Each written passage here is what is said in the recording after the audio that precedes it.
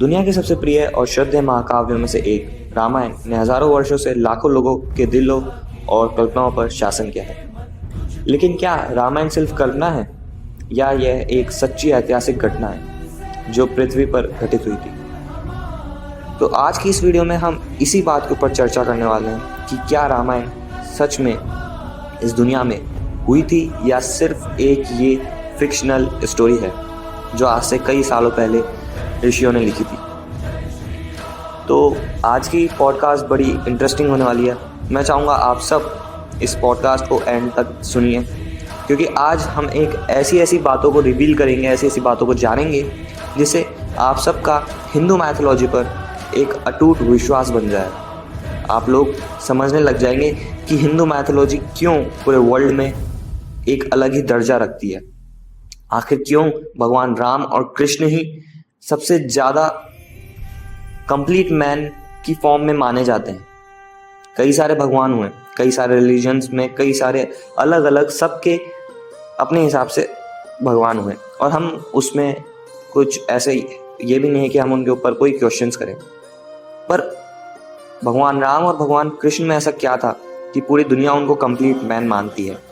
आज की इस वीडियो में हम यही जानेंगे कि भगवान राम आखिर क्यों भगवान राम कहलाते हैं। सो चलिए शुरू करते हैं।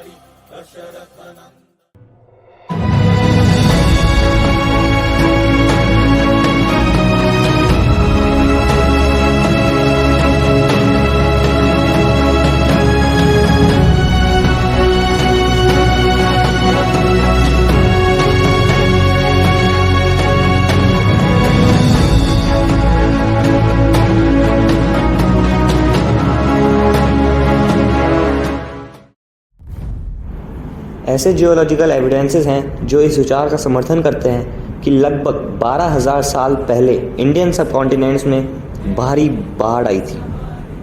वैज्ञानिकों का मानना है कि यह बाढ़, जिसका उल्लेख रामायण सहित विभिन्न प्राचीन ग्रंथों में मिलता है, माना जाता है कि यह टेक्टोनिक गतिविधियों या फिर ग्लेशियर्स के पिघलने और मानसून की बारिश के संयोजन के कारण हुई है। हिंदू पौराणिक कथाओं के अनुसार बाढ़ भगवान विष्णु के क्रोध के कारण हुई थी, जिन्होंने दुनिया में संतुलन और सद्भाव लाने के लिए भगवान राम के रूप में अवतार लिया था।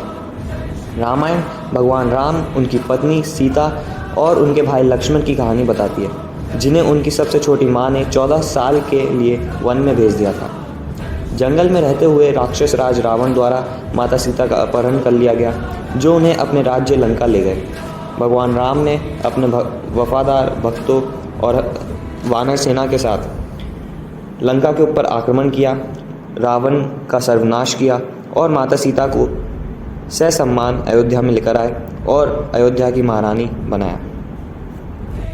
14 वर्षों के वनवास के पश्चात भगवान राम, लक्ष्मण जी, हनुमान जी और उनके कई सारे वानरों के साथ आए और उनको राजा का ताज पहनाया गया था।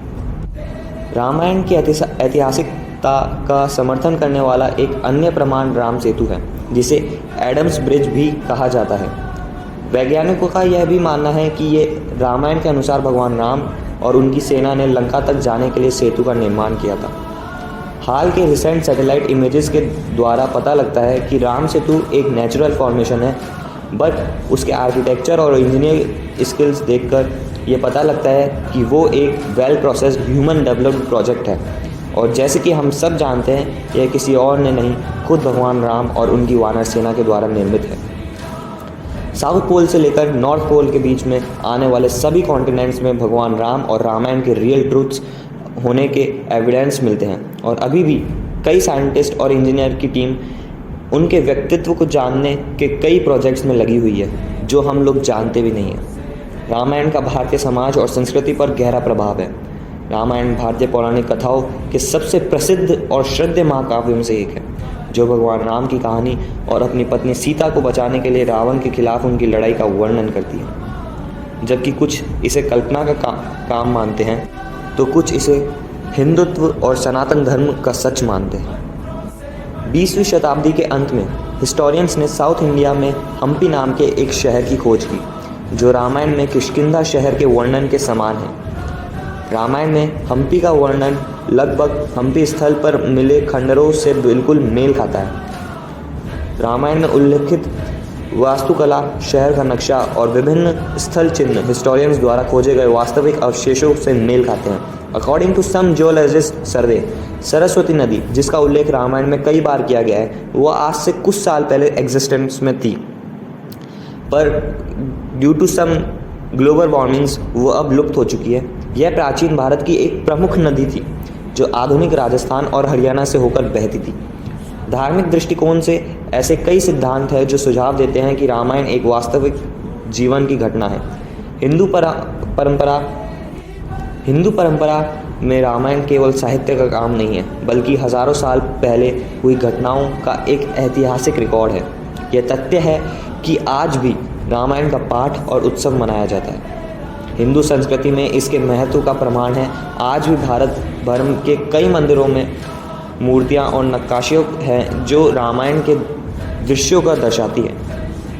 ये मूर्तियाँ और नक्काशियाँ इस बात का सबूत है कि रामायण सिर्फ एक कहानी नहीं, बल्कि एक वास्तविक जीवन का घटना है जो पीढ़ियों से चली आ रही है। रामायण केवल एक पौराणिक कथा नहीं, बल्कि वास्तविक जीवन की एक घटना है जो हजारों वर्षों से भारत की संस्कृति और परंपराओं को आकार दे रही है। वैज्ञानिकों का और धार्मिक साक्ष्यों का यह मानना है कि रामायण में वर्णित घटनाएं वास्तविक थी और केवल कल्पना का काम नहीं थी। And I also believe this that Ramayan is not a myth, it's our history, our tradition, our culture, our knowledge. And also Ramayan हमारा गर्व है। आज रामायण, मैं आप सबसे बस एक क्वेश्चन पूछना चाहूँगा। ठीक है, मान लेते हैं एक मिनट के लिए कि रामायण एक फिक्शनल स्टोरी है। भूल जाते हैं सारी चीज़ें कि रामायण को बहुत सारे ऋषि मुनियों ने लिखा था, कुछ भी सब भूल जाते हैं। मान लेते हैं रामायण एक फिक्शनल स्टोरी थी, तो मैं बस एक चीज़ पूछना चाहूँगा कि एक फिक्शनल स्टोरी को कोई इतना डीप क्यों लिखेगा कि उस एक फैमिली ट्री को शुरुआत से बताया गया है। भगवान राम का जो वंश है, सूर्य वंश, इक्ष्वाकु वंश, रघुवंश की नींव जिस महाराज ने रखी थी, जिन्होंने रखी थी, उनसे लेकर भगवान राम तक कई पीढ़ियाँ बीत गई। और ऐसा कौन सा ऑथर होगा जो इतनी पीढ़ियों को लिखेगा? नहीं, मैं तो मतलब एक बात मान लीजिए कि हैरी पॉटर एक सीरीज़ है। अब जेके रोलिंग ने हैरी पॉटर लिखी तो उसके पेरेंट्स को बता दिया, जेम्स पॉटर और लिली पॉटर, और चाहती तो बस उनके ग्रैंड पेरेंट्स को बता देती। वो ये थोड़ी ना बताएगी कि हैरी पॉटर का वंश कहाँ से शुरू हुआ था। ऐसा कौन बताएगा भाई? मैं तो बस ये जानना चाह रहा हूँ यार, मतलब लोग अभी भी मानते हैं कि रामायण सिर्फ एक फिक्शनल स्टोरी थी। यार फिक्शनल स्टोरी थी तो आज ये बताओ कि पूरे संसार में लोग इसको क्यों मानते हैं? रामायण सिर्फ फिक्शनल स्टोरी मानते हैं अपन, तो आज शायद इस दुनिया में कई सारे ऐसे लोग हैं जो रामायण को अपना सब कुछ मानते हैं। फिक्शनल स्टोरी को इतना दर्जा नहीं दिया जाता भैया, फिक्शनल स्टोरी हो ही नहीं सकती, सिंपल सी बात।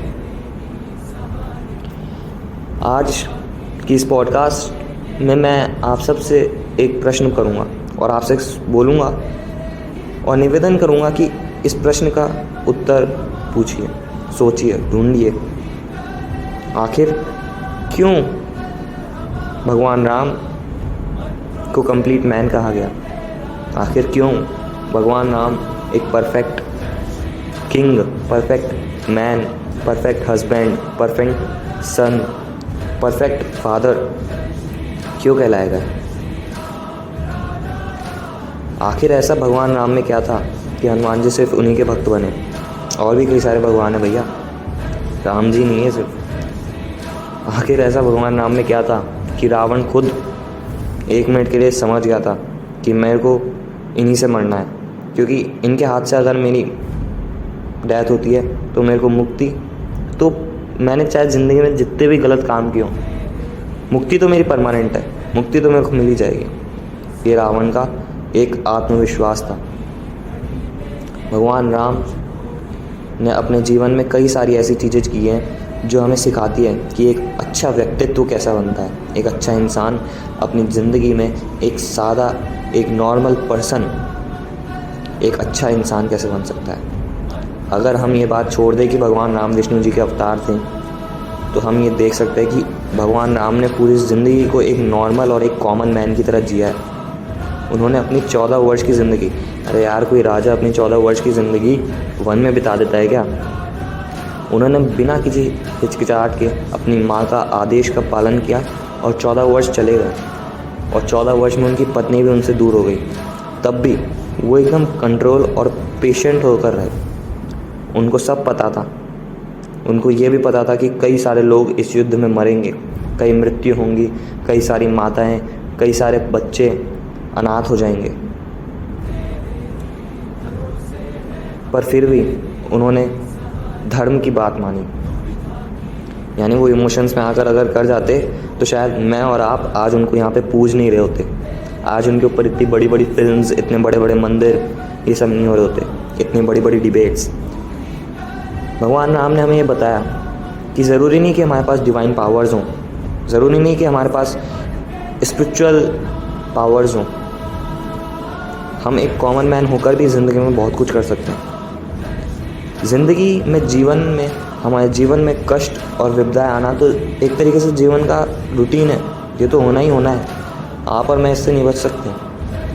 अगर आप लोग ये सोचें कि हमारे पास पैसा आने के बाद हम एकदम खुश हो जाएंगे तो वो भी गलत है, और अगर आप लोग ये सोचें कि हमारे पास पैसा नहीं है इसलिए हम दुखी हैं तो वो भी गलत है। थिंकिंग और आपके रहने का नज़रिया, देखने का नज़रिया मैटर करता है। क्या पता अगले ही पल आपके सामने भगवान एक कॉमन मैन बनकर आपके सामने से चले जाएंगे और आपको पता भी ना लगे। कई सारे लोग ये बोलते हैं कि भैया जब सारी चीज़ें हमारे लिखी हुई है पहले से भगवान ने, तो हम इतनी मेहनत क्यों कर रहे हैं, जो होगा सो देखा जाएगा। अरे भाई, भगवान ये कहते हैं कि तुम मेरे भरोसे मत बैठो, क्या पता मैं तुम्हारे भरोसे बैठा हूँ। भगवान खुद ये सोचे कि यार ये जब कुछ करेगा तब जाकर मैं इसकी हेल्प करूँ। तो मैं तो आपसे सबसे यही बोलूँगा कि जस्ट अपने अंदर एक भरोसा रखें, कॉन्फिडेंस रखें, और ज़िंदगी में अगर कोई सी भी कठिनाइयाँ आए, कोई सी भी दिक्कतें आई, तो उनमें बस एक चीज़ सोचें कि भगवान राम ने भी तो किया था। और उस समय ये मत सोचना कि वो भगवान थे, उस समय उनको अपनी जगह पे रखना और तब सोचना कि अगर भगवान राम मेरी जगह होते तो मैं क्या करता। पुरुषार्थ, सामर्थ्य सब था उनके पास। अगर अपन बात करें कि उनके पास पावर्स नहीं थी, तो उन्होंने हर एक चीज़ सीखी। गुरु वशिष्ठ के आश्रम में चारों भाइयों ने वेल डेवलप्ड स्किल्ड आर्चरी सीखी और उसके साथ भी बहुत सारे वेपन ट्रेनिंग सीखी थी। रावण तो नहीं टिकने वाला था, सब जानते थे, पर ये सब क्यों जानते थे? क्योंकि भगवान राम में वो एबिलिटी थी। अगर भगवान राम में वो एबिलिटी नहीं होती तो सबको ये भी पता था कि सीता जी वापस नहीं आने वाली, क्योंकि लंका और इंडिया के बीच में जो इतना बड़ा इंडियन ओशियन आ रहा है, उसको क्रॉस करना, राम सेतु बनाना, उसके ऊपर मजाक नहीं है। आज भी कई सारे साइंटिस्ट ये सारी चीज़ सोच कर पागल रह जाते हैं। आज भी कई सारे ऐसे मतलब रिसर्चेज होती हैं भगवान राम के ऊपर, मतलब उनकी चीज़ों को लेकर। राम सेतु खुद आज भी कई सारे साइंटिस्ट रिसर्च करते हैं, पर एंड में उनको ये समझ में आता है कि ये ह्यूमन मेड है, वेल प्रोसेस्ड और एकदम वेल स्किल्ड इंजीनियरिंग और आर्किटेक्चर का काम है, पर आसानी का काम नहीं है। एक इंसान के द्वारा है, पर डिवाइन पावर्स का यूज़ बिल्कुल नहीं है। नेचुरल पावर्स का बहुत ज़्यादा उसमें योगदान रहा है, पर एट द एंड बनाया तो एक इंसान नहीं है। बस उसकी विल पावर अच्छी थी। उसकी विल पावर अच्छी नहीं होती तो वो आज शायद भगवान नहीं कहलाता। यस, तो बस अपने अंदर की विल पावर को अच्छा रखे, अपने अंदर का कॉन्फिडेंस एकदम स्टेबलाइज होना चाहिए। ओवर कॉन्फिडेंस भी हमें मार सकता है। सो आज के पॉडकास्ट को मैं यहीं ख़त्म करना चाहूँगा। उम्मीद करता हूँ आप सभी को पसंद आई होगी। अगर पसंद आई हो तो प्लीज़ मैं आप सभी से ये रिक्वेस्ट करूँगा कि इस वीडियो को जितना हो सके उतना शेयर करें, क्योंकि हिंदू धर्म के बारे में जानना हम सब का एक बर्थ राइट है और हम इसको जानकर रहेंगे, क्योंकि हिंदू धर्म बहुत बड़ा है। इसमें कई सारे ऐसे रहस्य हैं जो आज नासा और इसरो जैसे बड़े स्पेस सेंटर्स भी नहीं ढूंढ पाए। सो आज के लिए इतना ही, फिर मिलेंगे अगली वीडियो में। तब तक के लिए अपना ध्यान रखें। दुविधा की घड़ी में ये मत तुझको ही